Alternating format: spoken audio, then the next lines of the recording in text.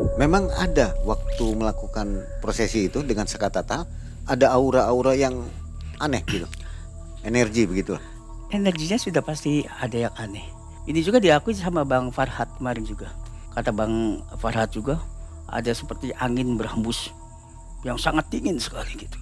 Di mana posisi Bang Bang Farhat? Farhat duduk di sini. Di sini? Bukan duduk. Apa sih? Berdiri. Berdiri di sini. Di depan itu, di depan Sakatatal situ. Ibu Titin juga ada di situ rumahnya. Jadi Dia aura merasakan ya? mistisnya, merasakan. Tidak seperti sumpah anak kecil. Tidak seperti sumpahnya para pejabat. Yang walaupun Al-Quran ditumpuk 10 lapis. Demi Allah, saya tidak akan korupsi. Demi Allah, saya akan membela kepentingan rakyat miskin. Padahal kenyataannya yang dibela adalah perutnya sendiri. Bukan, kalau ini bukan. Tidak sama dengan sebuah jabatan. Tidak sembarangan ya? Tidak sembarangan. Sumpah Pocong Sakatatal adalah sebuah ritual dalam tradisi masyarakat Jawa yang melibatkan sumpah untuk membuktikan kebenaran atau menolak tuduhan tertentu. Sumpah ini dianggap sangat sakral dan serius. Orang yang melakukannya percaya bahwa jika sumpah tersebut dilanggar, maka akan membawa malapetaka bagi dirinya. Dan prosesi Sumpah Pocong Sakatatal ini dipimpin langsung oleh Kang Raden. Assalamualaikum. Waalaikumsalam warahmatullahi wabarakatuh. Alhamdulillah. Assalamualaikum Kang Raden. Waalaikumsalam. Oh, ini dari tim MM. Ya, dari Malam Mencekam tadi kita sudah hubungan kan, sudah kontak-kontakan. Iya. Terima kasih nih sudah mau terima kita di Iya. Pendopo Amparan Jati. Iya. Assalamualaikum warahmatullahi wabarakatuh. Waalaikumsalam warahmatullahi wabarakatuh. Selamat malam sobat Malam Mencekam dimanapun sobat berada. Senang sekali malam hari ini Mang Ei dan tim bisa hadir ke hadapan sobat ya. Hari ini istimewa karena di depan kita ada narasumber yang pasti sudah tidak asing lagi nih wajahnya. Apalagi sekarang ini, kemarin ya, itu wajahnya ada di TV. Waduh, di TV nasional. Tentang cerita dari apa, kisah yang belum selesai nih ya, kasus Vina yang kemarin tuh. Inilah Kang Raden Gilap Sugiono, dan kita berada di kediamannya atau di sebuah padepokan. Beliau adalah pimpinan Padepokan Agung Amparan Jati yang berada di Cirebon, Jawa Barat, tepatnya di Desa Lurah, Blok Karang Tengah Kidul, Kecamatan Plumbon ya, Cirebon, Jawa Barat. Apa kabar Kang Raden? Alhamdulillah, baik-baik saja Mang Ei, alhamdulillah. Terima kasih nih sudah mau menerima tim Malam Mencekam di Padepokan ya. Alhamdulillah. Kang Raden, kita mau ngobrol-ngobrol nih kayaknya. Iya. Ngobrol-ngobrol seputar Sumpah Pocong nih, lagi rame. Sumpah Pocong yang Kang Raden sendiri menangani prosesi kemarin ya. Iya, betul. Sakatatal dan Ibtu Rudiana. Betul. Juga yang hadir kemarin itu di sini ada pengacara Farhat Abbas. Kemudian siapa lagi? Ibu Titin. Ibu Titin juga hadir ya. Hadir semuanya. Dan kita lihat itu massa banyak sekali ya. Banyak sekali, antusias massa banyak sekali itu. Seperti sedang menonton ya, acara mauludan ya. Seperti ada show gitu ya. Iya, betul. Kang Raden, kok bisa-bisanya tempat Padepokan Kang Raden yang terpilih ini, itu gimana kisahnya untuk prosesi Sumpah Pocong Sakatatal ini? Betul. Jadi barangkali tim lawyer daripada Sakatatal ini, yaitu Bang Farhat Abbas dengan Ibu Titin ini, barangkali sering memantau kita. Sering memantau dalam artian, karena di Padepokan Agung Amparan Jati ini kan setiap bulan itu kan ada acara tawasulan, ada acara zikir bersama di sini. Iya. Gitu. Jadi barangkali beliau ini lebih memilih padepokan yang benar-benar dianggap mempunyai nilai religius yang mempunyai Kecocokan begitu. kecocokan begitu. Jadi akhirnya 4 hari yang lalu itu ya tim Farhad Abbas dengan Ibu Titin datang ke sini, datang ke Padepokan ini dengan maksud untuk meminta bantuan kepada saya untuk memimpin acara Sumpah Pocong, termasuk menyediakan tempat di sini.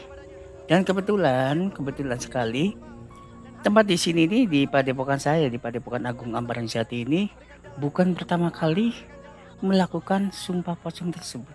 Oke, sudah beberapa kali. Sudah beberapa kali. Dan kasusnya juga berbeda ya. Kasusnya berbeda.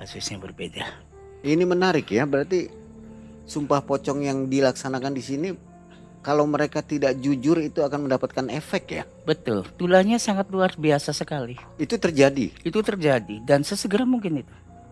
langsung ya. Langsung gitu. Baik. Langsung gitu.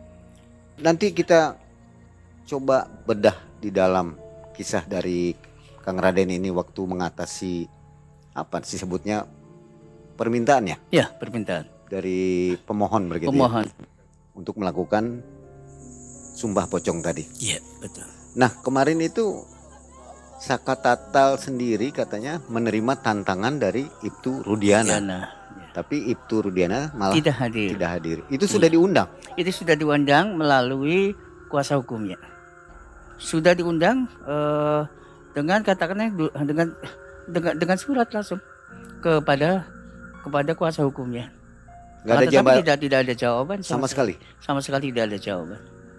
Oke, Sobat Malam Mencekam yang belum tahu dari Kang Haji Raden Gilap Sugiono ini, beliau adalah yang mengadakan atau melakukan prosesi Sumpah Pocong ya. Iya, Wajahnya juga sekarang jadi terkenal nih, ada di TV nasional. Iya. Sampai dengan hari ini pun tayangan ulangnya masih terus berlanjut ya, Sumpah Pocong Saka Tatal itu. Sumpah Pocong, kata-kata yang mengerikan, bahkan filmnya juga pernah ada ya. Iya. Memang itu ada atau maksud saya diperbolehkan oleh ajaran Islam?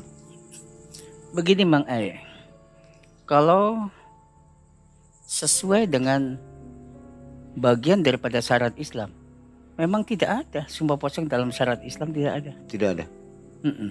Gimana Akan menjelaskan? tetapi Sumpah Pocong ini adalah salah satu bentuk keputusasaan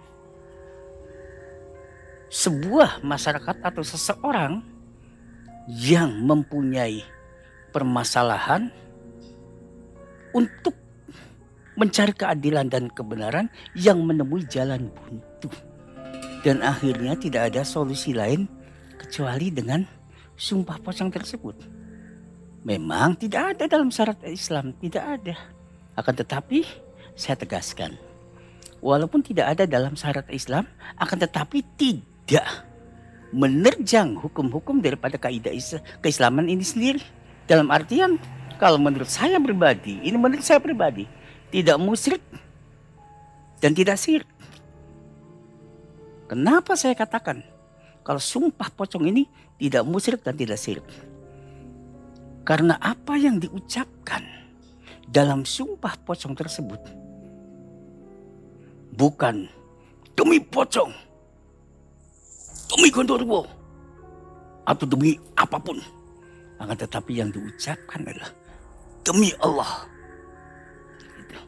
Syirik dan musyriknya dari mana? Tidak. Dan bahkan sebelum prosesi daripada pengambilan sumpah ini, si objek yang mau disumpah ini, kalau yang agamanya Islam tentunya kita bacakan syahadat dulu, kita bacakan sholawat Nabi dulu, diazanin dulu, sampai dikomatin dulu. Layaknya orang meninggal. Layaknya orang meninggal. Jadi musik dan siriknya dari mana? Untuk agama lain bisa. Maksudnya Untuk agama lain bisa. pelaku agama lain bisa. Untuk pelaku agama lain Seperti bisa. apa? Akan tetapi tentunya dengan kepercayaannya masing-masing. Soalnya Tetap dipocong. tetap dipocong. Pakai Tetap kain dipocong. kafan. Tetap dipocong dengan kain kafan. Begitu. Dan alhamdulillah di sini di Padepokan Agung Ambarang Jati ini bukan pertama kali kemarin kita melaksanakan Sumpah Pocong. Jadi kalau menurut pribadi saya, Sumpah Pocong memang hal yang biasa.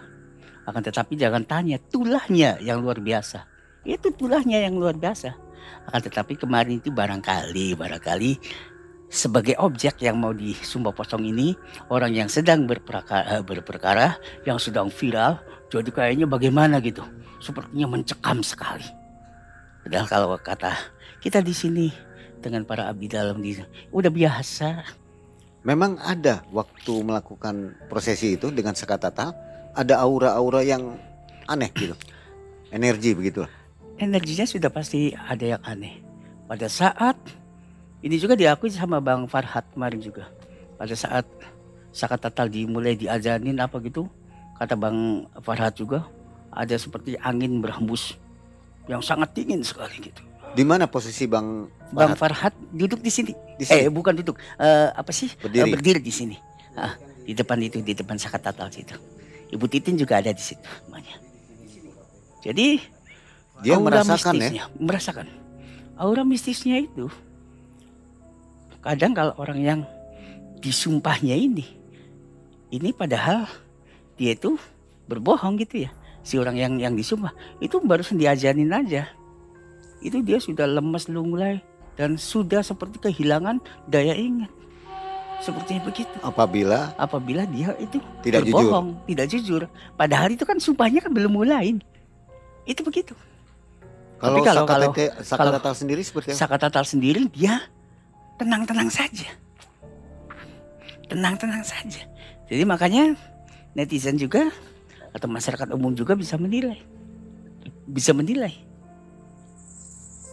Kok kenapa Sakatatal dengan beraninya kan gitu. Kok kenapa itu Rudiana tidak hadir memenuhi tantangan beliau, nggak hadir. Netizen yang menilai lah. Kalau saya hanya pelaksana di sini. Iya. Begitu. Baik, Sobat Malam Mencekam, itulah kisah kemarin ya. Kisah melakukan prosesi Sakatatal, Sumpah Pocong di sini. Jadi memang terjadi aura-aura yang Betul, aura-aura mistis ya. Kita pikir hanya biasa-biasa aja. Tidak. Bahkan banyak netizen atau banyak yang menyaksikan di sini pada saat prosesi Sakatatal diazadi juga banyak yang menangis itu. Jadi karena saking apanya gitu, ada pengaruh mistis yang teramat mendalam sekali. Sampai pengaruhnya itu ya ke para saksi dalam artian yang menonton. Pada nangis semua. Tuh. Nangis ya? Pada nangis semua. Mereka menitikkan air mata. Nggak ada yang tidak setuju di sini. Alhamdulillah. Ribuan orang di sini, satu orang pun tidak ada yang tidak setuju. Tidak ada. Malah mereka mendukung. Oke, nah silakan netizen atau sobat semua yang menilai ya apa yang terjadi pada Sakatatal itu. Kang Raden, harapan dari kasus ini seperti apa? Harapan pribadi saya atas nama masyarakat Cirebon khususnya. Karena kasus ini terjadi di Bumi Wali Cirebon yang menjadi polemik besar di negara kesatuan Republik Indonesia ini. Harapan saya kasus ini secepatnya menemukan titik terang yang selama ini 8 tahun ini menemui jalan buntu yang bagaikan di suasana yang teramat gelap gulita sekali. Nah, saya berharap sebagai warga masyarakat Cirebon, mudah-mudahan secepatnya kasus ini bisa terselesaikan dengan aman dan kondusif, supaya tidak terjadi saling fitnah, tidak terjadi polemik yang tidak diinginkan, supaya Bumi Wali Cirebon ini aman. Begitu. Tidak terus gaduh seperti ini ya? Tidak terus gaduh seperti ini. Nah, Sobat Malam Mencekam, saatnya kita akan mendengarkan kisah Sumpah Pocong ini yang pernah dilakukan oleh Kang Raden. Entah berapa kasus yang pernah ditanganinya dan memang terbukti itu kontannya, efeknya. Efeknya kontan sekali. Bagaimana kisahnya? Jangan kemana-mana, tetap di Malam Mencekam. Semakin malam semakin mencekam. Kang Raden.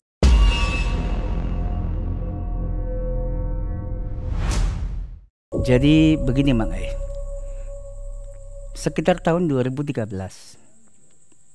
saya kedatangan tamu atau pasien ke sini. Si tamu atau pasien ini menyampaikan unek-uneknya kepada saya bahwa anak menantunya ini rumah tangganya sedang tidak baik-baik saja. Saya tanya, saya pengen tahu dong kronologisnya. Ini gimana? Saya bilang, Pak, itu namanya Pak Manap. Saya bilang, Pak Manap, coba ceritakan apa yang menjadi unek-unek saya. Jadi begini Kang Raden, kata dia itu. Saya punya anak namanya Yanti, kerja di Taiwan, sudah dapat 5 tahun. Dan saya punya menantunya namanya Gito. Begitu sudah putus kontrak kerja di Taiwan selama 5 tahun ini, anak saya ini pulang, si nama Yanti ini.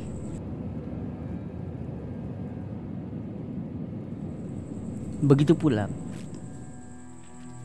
terjadilah cekcok atau keributan rumah tangga. Percekcokan atau ributnya rumah tangga ini sudah tidak bisa untuk dielakkan lagi, atau tidak bisa siapapun untuk melerai, untuk mendamaikan si suami istri ini, anak saya dengan menantu saya ini. Nah, itu asalnya kenapa saya bilang kan begitu, Bapak. Bisa begitu. Begini sekarang, anak saya Yanti ini dituduh oleh Gito, menantu saya, bahwa selama dia kerja di Taiwan, dia itu punya selingkuhan. Katanya selingkuhannya sama orang Bangladesh di sana, sesama tenaga kerja. Begitupun sebaliknya, si Yanti anak saya, dia juga nggak tahu dapat kabar berita dari mana kalau suaminya itu si Gito di rumahnya itu main cewek terus, bahkan berulang kali nikah siri. Jadi si istri kerja di Taiwan tiap bulan kirim apa gitu. Nyampe di sini kiriman itu hanya untuk poya-poya si suaminya. Makanya dengan harapan si Yanti ini datang dari Taiwan ini, datang yang selama 5 tahun ini dengan harapan bahwa di sini ya sudah punya rumah, kan begitu. Nggak taunya rumah aja barusan pondasinya aja. Pantas si Yanti bilang ke suaminya, jadi uang yang selama ini setiap bulan saya kirim, yang katanya untuk bangun rumah atau gimana apa, dikemanakan kamu? Nah, kebetulan dia pun dapat kabar kalau suaminya ini mainan cewek terus di sini, bahkan sampai nikah siri dengan si perempuan ini. Kenapa? Kok kamu begitu, Kang? Tega sekali, kata si Yanti. Saya di Taiwan ini bukan piknik, bukan tamasya, tapi saya di Taiwan ini dirpaya peres keringat banting tulang. Kok kamu enak-enakan di sini main cewek, bahkan sampai kamu tuh nikah siri apa? Oh, kata segitunya. Kata siapa kamu? Kita nggak merasa begini-begini. Cekcok, justru kamu, kata gitunya, yang di sana kamu enak-enakan selingkuh sama orang Bangladesh. Nah, begitu. Akhirnya terjadi percekcokan, ribut gedean. Sampai akhirnya yang perempuan waktu itu pulang di rumah orang tuanya, yang cowok juga pulang di rumah orang tuanya. Bisa dikatakan bisa ranjang lah.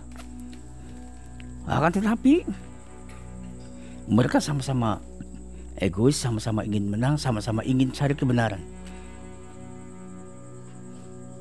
Ya sudah, kalau begitu, kata si ceweknya, Kang, panggilnya Kang, kalau kamu memang benar-benar di rumah ini kamu tidak punya selingkuhan, tidak main cewek, kamu berani gak disumpah? Kata suaminya, saya berani sumpah apapun, sumpah pocong sekalipun saya berani. Kata si Gito, Gito pun, jangan saya saja, kamu juga. Kalau memang kamu benar di Taiwan kamu tidak selingkuh, kamu juga berani tidak untuk semua pocong? Dijawab oleh Yanti, ayo berani. Di mana? Nah gitu ceritanya. Akhirnya orang tua si perempuan itu sampai datang ke padepokan di sini. Ini cerita dari Pak Manap yang saya korek keterangan tentang kronologisnya. Yang akhirnya Pak Manap itu terus datang ke sini untuk menceritakan segala sesuatunya. Kemudian saya tidak begitu saja untuk menyetujui tentang sumpah pocong ini. Karena apa, Mang Ai? Sumpah pocong ini, Mang Ai, tidak bisa untuk main-main. Tidak seperti sumpah anak kecil. Tidak seperti sumpahnya para pejabat. Yang walaupun Al-Quran ditumpuk 10 lapis. Demi Allah, saya tidak akan korupsi. Demi Allah, saya akan membela kepentingan rakyat miskin. Padahal kenyataannya yang dibela adalah perutnya sendiri. Bukan, kalau ini bukan. Tidak sama dengan sebuah jabatan. Tidak sembarangan ya. Tidak sembarangan. Maka dari itu tidak langsung saya setujui. Daripada usulan Pak Manap untuk menyampaikan saya untuk menyumpah anaknya dan menantunya. Karena sumpah ini tidak bisa dimain-main. Karena apa? Efek dan tulahnya yang teramat sangat sadis dan luar biasa. Saya nasihatin dulu Pak Manap, dan supaya Pak Manap ini untuk bisa disampaikan, menasehati kepada anak mantunya, bahwa jangan hanya asal cuap-cuap, siap untuk disumpah pocong. Siap tidak, saya bilang, untuk menerima tulahnya. Karena apa? Yang namanya rumah tangga, apalagi si Gito dengan Yanti ini sudah punya anak. Sudah punya anak 3. Kalau tulahnya kepada salah satu yang berbohong, misalnya si Yantinya atau si Gitonya, tetap yang menjadi korban adalah anak-anaknya. Siapapun ini. Akhirnya setelah itu Pak Manap permisi pulang dari padepokan, dan saya pun berpesan kepada beliau untuk segera disampaikan kedua kepada anak dan menantunya. Kemudian selang beberapa hari, barangkali di sana sudah melalui rumusan dan musyawarah keluarga, Pak Manap telepon ke saya, Kang Raden, saya sudah berusaha untuk menasehati kedua belah pihak, anak saya termasuk menantu saya. Akan tetapi mereka berdua tetap ngotot untuk melakukan sumpah pocong tersebut.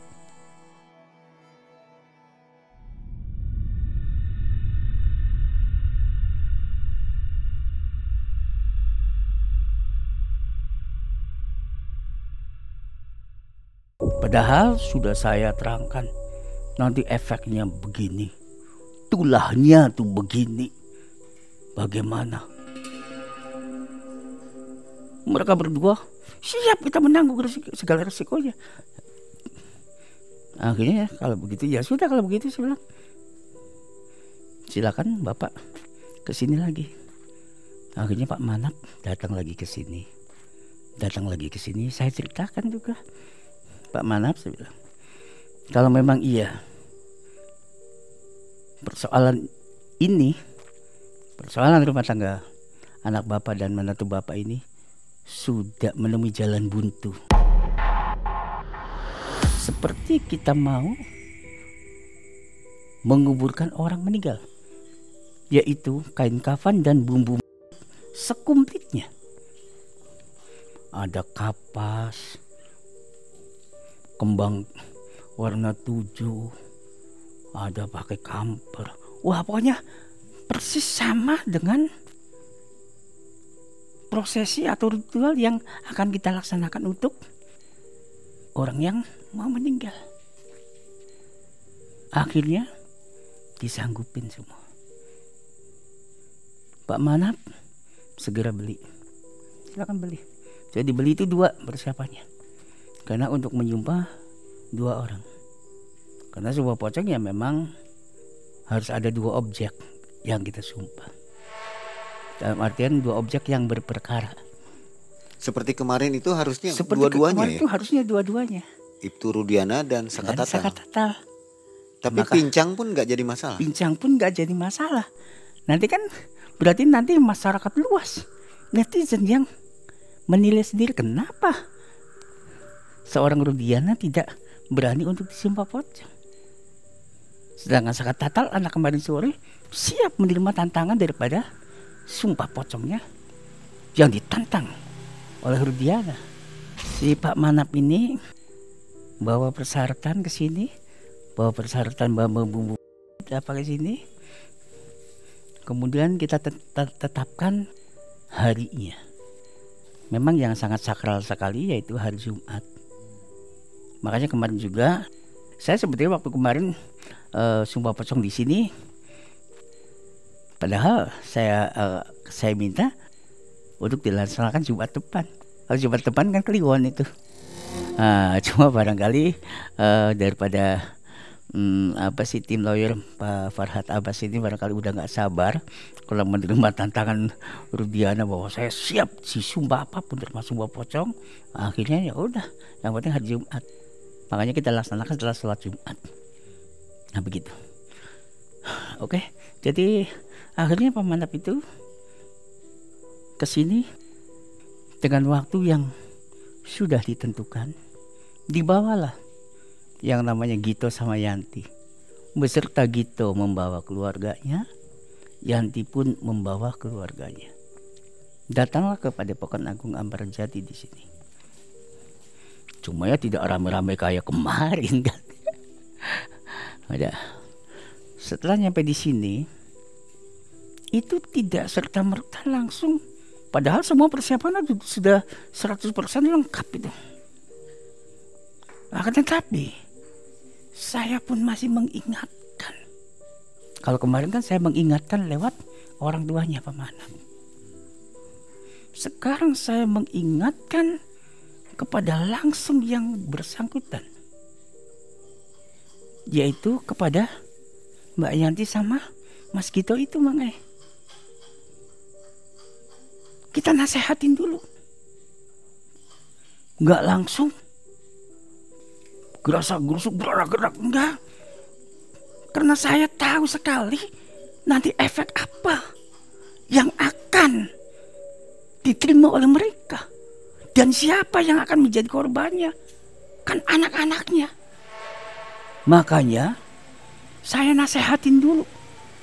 Sampai saya nasehatin dulu dua-duanya di hadapan para orang tuanya. Bahwa sudahlah, lebih baik kalian berdua islah.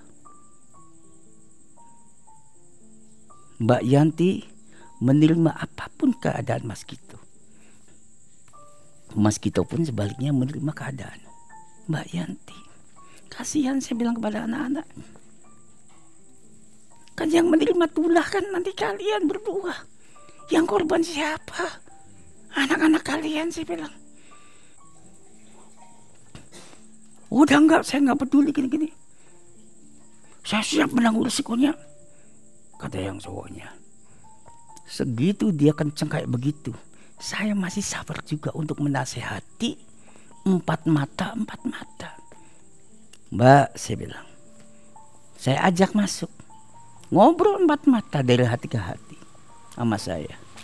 Begini aja Mbak, kalau memang Mbak benar melakukan perselingkuhan apa yang dituduhkan oleh suami Mas Gito, ya sudah sih, akuin aja. Saya juga paham dan tahu Mbak, barangkali selama 5 tahun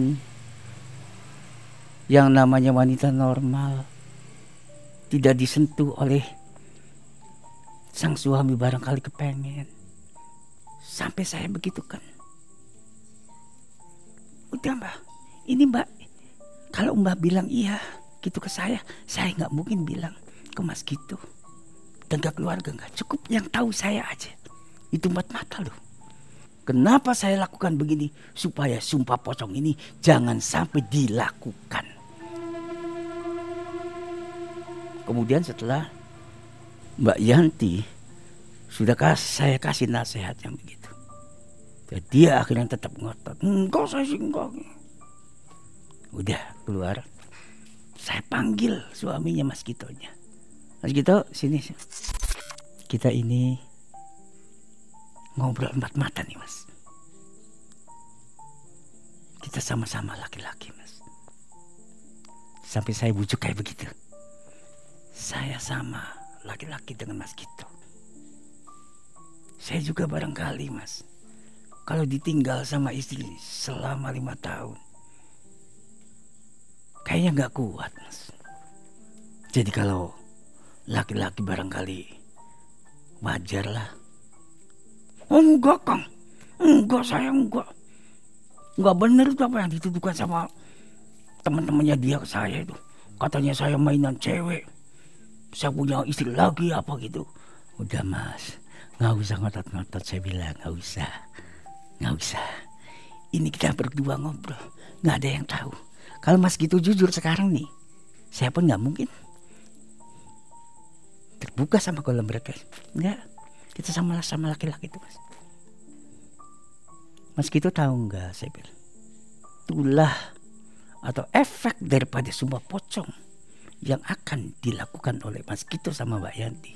Kalau siapapun yang berbohong itu akan menerima efek, menerima kualatnya, karmanya, tulahnya. Saya bilang sesegera mungkin.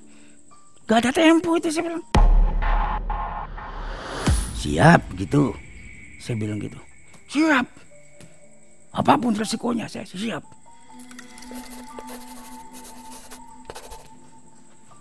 Mas gak ingat itu, gak kasihan sama 3 anaknya Mas itu, saya.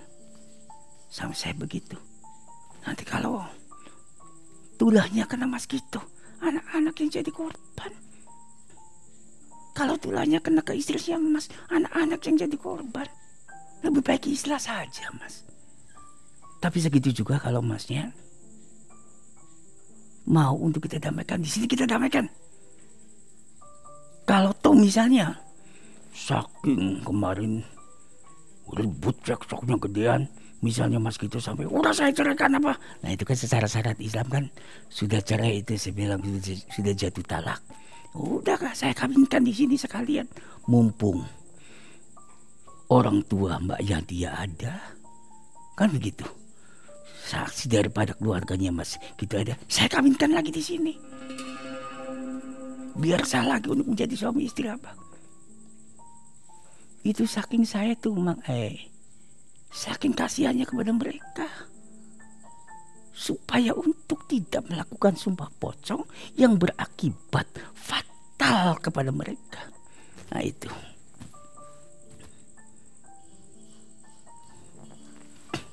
Tapi mereka tetap ngotot ya.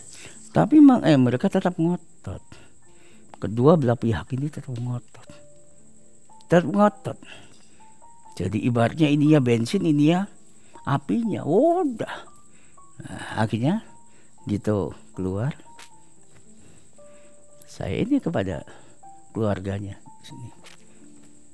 Gimana nih Pak Manap sama Bu? Ini anak-anak kalian, anak mandu kalian ini tetap saya nasehatin untuk tidak melakukan sumpah pocong ini. Akan tetapi mereka tetap berpegang teguh pada pendiriannya, pada egonya masing-masing. Saya bilang, ya sudah kalau begitu sih, saya hanya melaksanakan. Apalagi ini persyaratan untuk ritualnya sudah 100% siap. Oke, siap semuanya, siap. Ya udah, kita gelar di sini.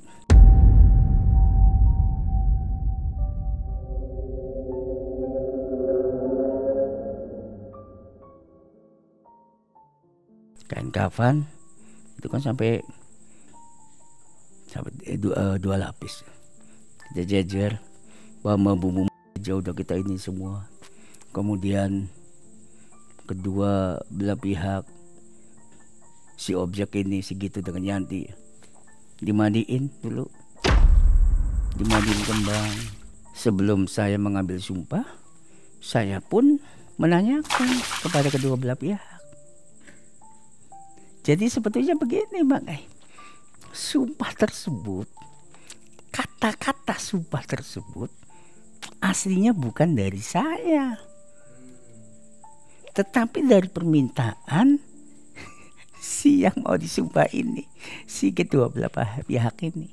Saya tanya pertama kepada Gitonya, Gito, kamu menyumpah istri kamu kalau memang dia berdusta, berbohong dalam pengambilan sumpah pocong ini, supaya apa? Efek atau tulahnya kepada istri kamu. Kita bilang, namanya sedang emosi dan amarahnya tentang begitu ya, perselingkuhan.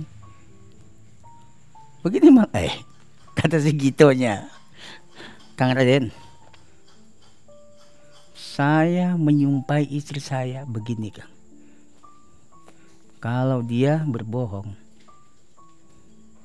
bahwa dia tidak punya selingkuhan di sana,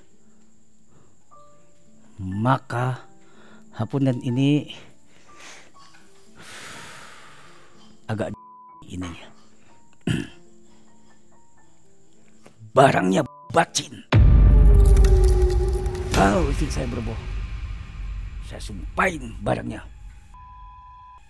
pada saat bacin gitu, kata dia. Sebaliknya saya pun tanya kepada Mbak Yantinya ini. Mbak Yanti, saya bilang, Mbak Yanti dalam sumpah pocong ini, apa permintaan Mbak Yanti? Efek atau tulah atau azab yang akan diterima oleh Mas Gito apabila Mas Gito ini ternyata dalam sumpahnya ini dia berbohong. Karena rupanya si Yanti ini sudah tersulut emosi sama ini ya, sama siapa? Sama si suaminya gitu. Dia pun menjawab, saya minta supaya barang suami saya. Burungnya nggak bisa berdiri. Burungnya nggak bisa berdiri selamanya. Betul, semuanya sudah deal begitu, saya bilang. Saya sebetulnya emang agak plong juga Mang. Agak ada perasaan plong. Agak perasaan plongnya apa? Tidak menyangkut nyawa. Tidak menyangkut nyawa. Agak ringan gitu ya. Agak ringan. Coba kalau ada salah satu yang bilang, saya ingin suami saya pulang dari sebuah pocong ini, ketak mobil. Kejadian. Masih untung. Makanya saya sangat berharap sekali sebelumnya itu udah jangan sebuah pocong, jangan. Karena ini sesuatu yang tidak bisa dimain-main. Karena tulah efeknya sangat luar biasa sekali. Kemudian akhirnya kita gelar, kita laksanakan prosesi sumpah pocong tersebut. Kita mandiin dan segala macam, kita kain kafanin, persis kayak kemarin kita nyumpah sakatata gitu. Hanya buka yang dibuka karena untuk mengikuti sumpah yang saya ucapkan dan disaksikan oleh kedua belah pihak keluarga. Dan sumpahnya permintaan sesuai dengan ini. Hanya saya mengucapkan begini. Bukan buatan Kang Raden ya? Bukan. Jadi saya hanya menyampaikan gitu sesuai dengan ucapan mereka. Nah begini nih biar jelas. Kita nyumpah itu dulu, nyumpah si Gito dulu. Udah mereka berjejer gitu ya, disaksikan dengan keluarganya, udah diazanin, udah dibacakan segala macam sesuatunya, udah disahadatin apa. Gitu saya bilang, ikutin apa yang saya ucapkan. Iya Kang, siap. Bismillahirrahmanirrahim. Demi Allah saya bersumpah bahwa selama istri saya bekerja di Taiwan 5 tahun, saya di sini tidak pernah melakukan perselingkuhan, apalagi menikasi dengan perempuan lain. Apabila saya berdusta di dalam sumpah pocong ini, maka saya siap menerima azab, menerima laknat, menerima tulah dari Allah. Dengan burung saya tidak bisa berdiri selamanya. Sudah selesai. Kemudian saya menyumpah. Nah ini kan permintaan daripada tadi sih perempuan kan itu. Ini kemudian, posisinya bersandingan mereka. Bersandingan tuh. Bersandingan. Kemudian saya menyumpah yang perempuan. Sesuai dengan permintaan yang laki-laki. Kalau tadi kan si Gito ngomong begitu kan sesuai dengan permintaan perempuannya. Nah ini kita menyumpah perempuan sesuai dengan permintaan laki-lakinya. Saya sumpahin si Mbak Yanti turutin kata-kata saya. Bismillahirrahmanirrahim. Bismillahirrahmanirrahim. Demi Allah dijawab. Saya bersumpah bahwa saya selama kerja di Taiwan 5 tahun, saya tidak pernah berselingkuh dengan siapapun, termasuk yang dituduhkan terhadap diri saya dengan orang Bangladesh. Dan apabila sumpah saya ini bohong atau berdusta dalam sumpah pocong hari ini, maka saya siap diazab oleh Allah, dilaknat oleh Allah sesegera mungkin dengan barang saya atau bacin. Itu sudah selesai itu. Selesai. Nah, padahal kedua objek ini pada saat sebelum kita sumpah juga itu Mangai, itu udah menggigil Mangai, menggigil. Saya yang udah tahu sih, berarti ini tuh bohong semua pedal kalian. Kalau orang lain kan nggak ada yang tahu. Kalau kita yang udah sering begitu kan, ini pedal kalian tuh bohong semua ya Allah. Dua-duanya itu bergetar. Bergetar dua-duanya. Oh enggak, bohong semua kok. Bohong semua. Udah, copotin lagi.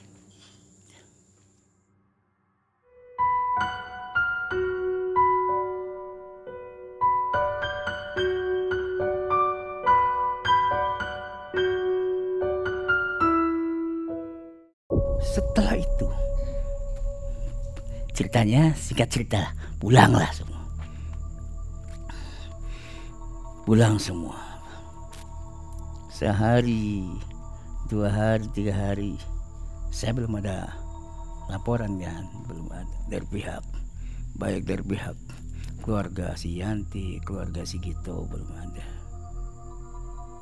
Setelah selang kira-kira pada waktu itu saya lupa tapi seminggu sih lewat, sekitar 10 harian bapaknya kesini lagi. Ada apa lagi sih bilang. Bapak siapa ini? Pak Manap lagi kesini lagi. Bapaknya Yanti kesini lagi. Ada apa Pak? Saya bilang. Bapak kesini ada apa Pak? Aduh Raden, saya mohon ampun, maaf Bapak. Ya ada apa sih bilang. Anak saya setiap hari nangis saja. Apa? Terus kenapa sih bilang? Ya bukannya apa-apa sih Kang Raden.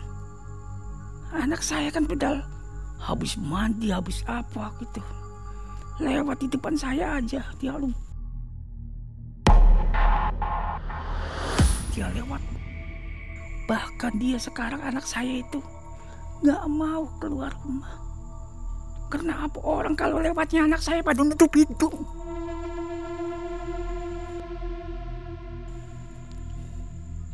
Itu sampai anak saya itu pakai pempes, pakai ditumpuk, kasih minyak wangi, kasih karbol kalau mau kemana-mana tuh.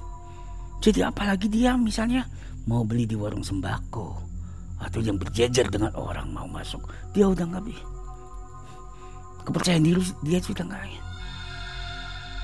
Orang tuh dia lewat itu nutup hidung semua. Minta ampun. Ya udah Pak, saya kan udah bilang Pak. Pada waktu itu saya bilang ke Bapak, saya pun menasehatin ke Yanti ini. Dan sebetulnya saya itu tahu kalau Yanti ini berbohong. Makanya saya bilang ke Yanti, udah lebih baik islah saja. Jangan melakukan semua pocong. Karena ini efeknya, saya bilang, dampak negatif tulanya sangat luar biasa. Dikiranya saya ngomong barangkali bohong-bohongan, mainan. Saya kan dari awal sudah bilang, semua pocong jangan dibikin dan jangan dibuat main-mainan. Bukan mainan anak kecil.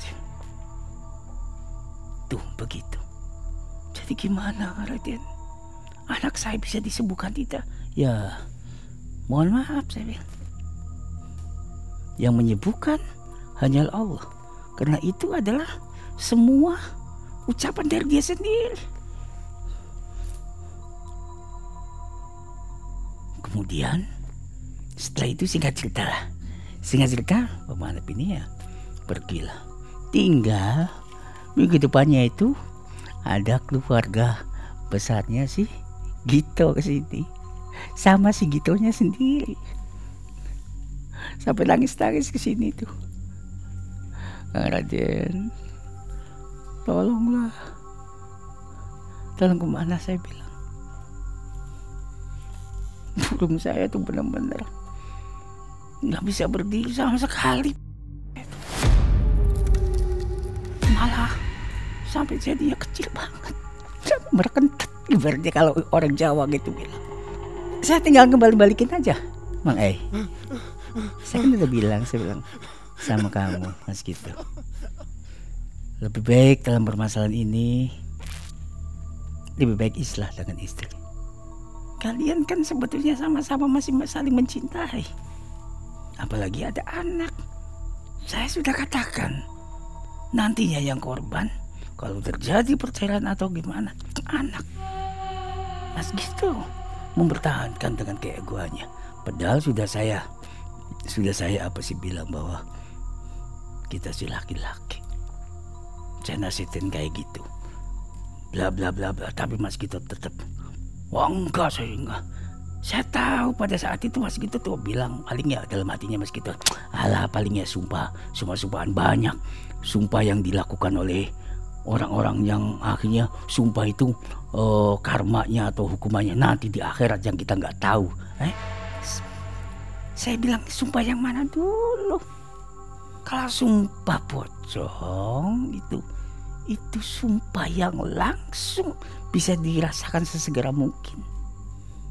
Akan tetapi kalau yang disumpahnya tidak melakukan kebohongan tersebut, tidak berbohong dalam hal itu, ucapannya enggak terjadi apa-apa, enggak terjadi apa-apa, tidak mendengar itulah, tidak. Jadi gimana Raden, saya bisa ini lagi enggak? Ayalah, saya tidak ini, saya tidak sanggup untuk mengembalikan barangkali kejantanan atau keperkasaan Mas Gito lagi. Karena ini adalah tulah yang harus diterima oleh Mas Gito. Mas Gito pada saat itu kan, saya kan sebelum menyumpah kan saya tanya kepada istrinya Mas Gito. Kata istri Mas Gito permintaannya begitu. Siap kan Mas Gito? Iya. Begitupun sebaliknya. Mas Gito nyumpahin istri dengan permintaan Mas Gito dan sekarang terjadi. Ya sudah. Sekarang siapa yang rugi? Saya bilang, kalian berdua masih saling mencintai, tapi tidak untuk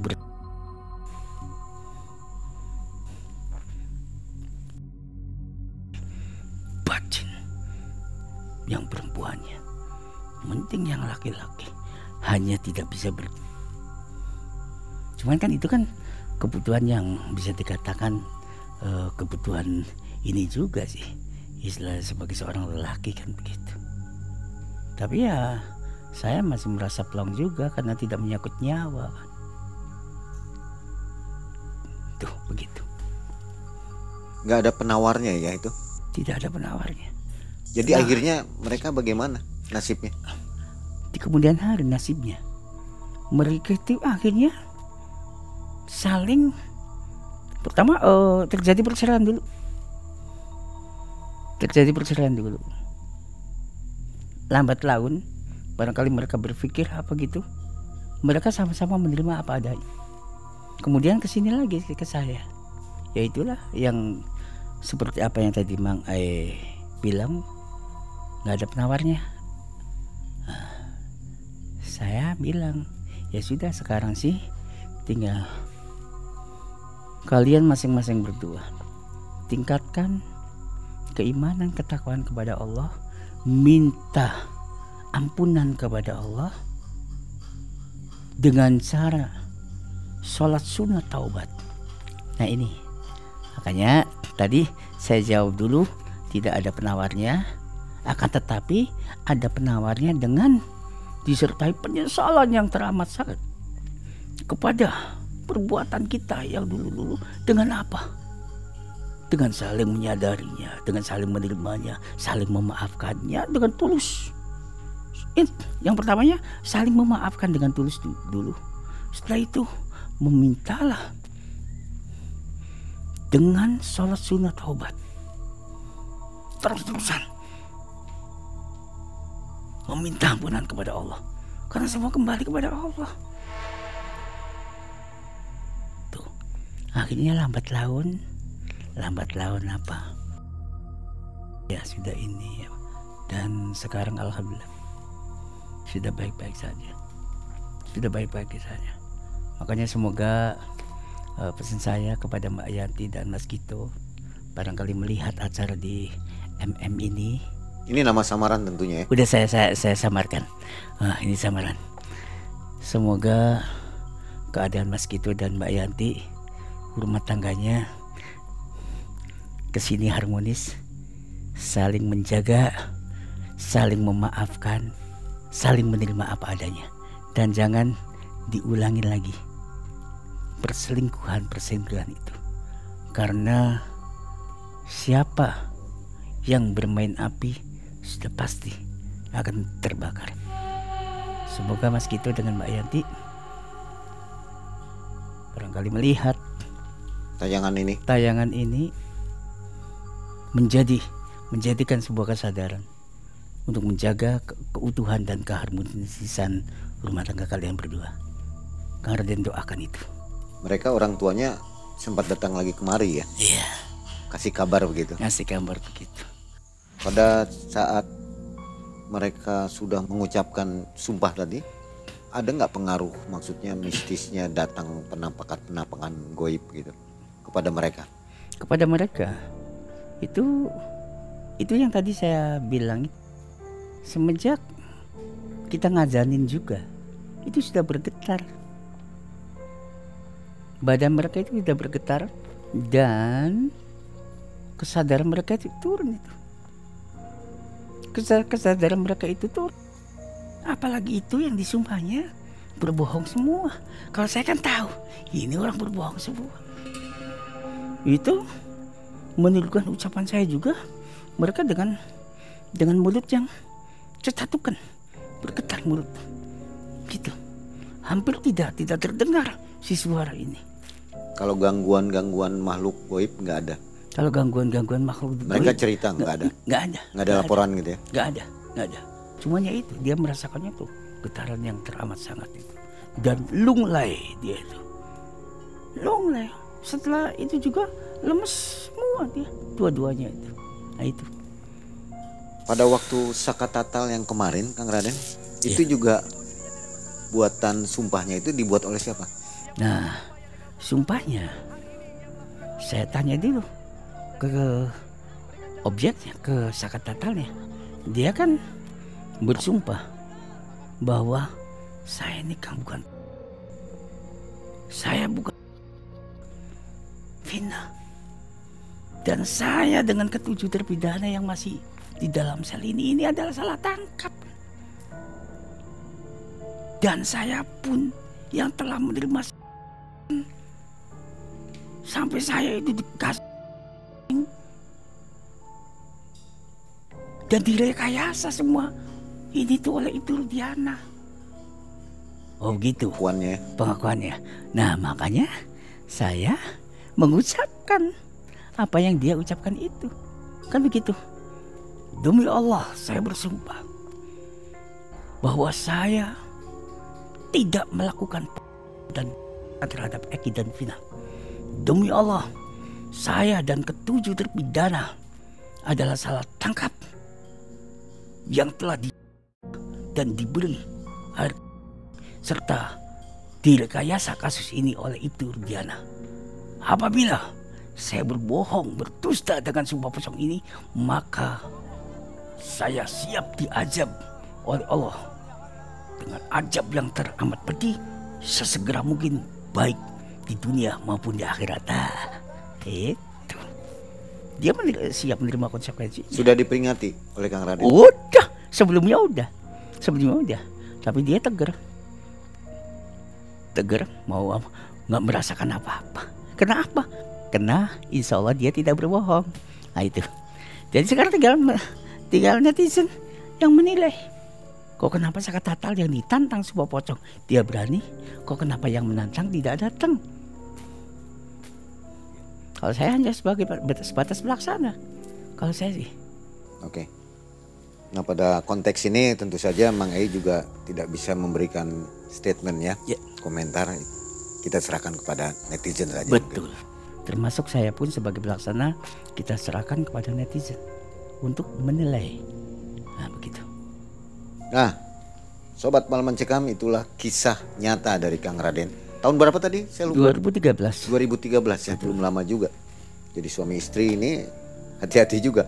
Saya rasa lebih baik bercerai aja sekalian ya daripada sumpah pocong. Lebih baik bercerai. Suatu ketika kalau mereka masih saling mencintai, tinggal rujuk. Betul kan? Ya, bahaya jadi sekali. Jangan menuruti hawa nafsu. Ini kan menuruti hawa nafsu. Masing-masing kedua belah pihak dengan egonya, mempertahankan egonya. Akhirnya merugikan sendiri. Ya, semua orang rugi ya, keluarganya juga rugi ini. Malu juga. Betul, malu juga. Mungkin warga-warga sekitar yang mencium bau tidak enak gitu ya. Tidak. Begitu Mangai. Hanya pada waktu prosesi itu nggak ada orang ya? Nggak ada orang, kan cuma keluarga. Keluarga. Nggak ada yang dengar lah ya? Nggak ada. Hanya keluarga kedua belah pihak. Tapi barangkali ada yang istilahnya namanya juga orang kadang bisik-bisik tetangga kan gitu. Wah dia tuh bau tuh asalnya begini barangkali. Ya itu nggak tahu kita gitu. Kang Raden luar biasa, terima kasih sekali. Mudah-mudahan sobat yang sedang mengalami masalah jangan ikut-ikutan sumpah pocong ini. Sangat berbahaya resikonya. Betul. Baik, kalau ada yang menyebut sumpah pocong itu tidak ada di ajaran Islam, silahkan menilai sendiri dari kejadian yang ada. Akhirnya Mang Ei dan tim harus undur diri dari kediaman Kang Raden dari Padepokan Agung Amparan Jati. Kang Raden, terima kasih, sehat selalu. Amin. Assalamualaikum warahmatullahi wabarakatuh. Waalaikumsalam warahmatullahi wabarakatuh.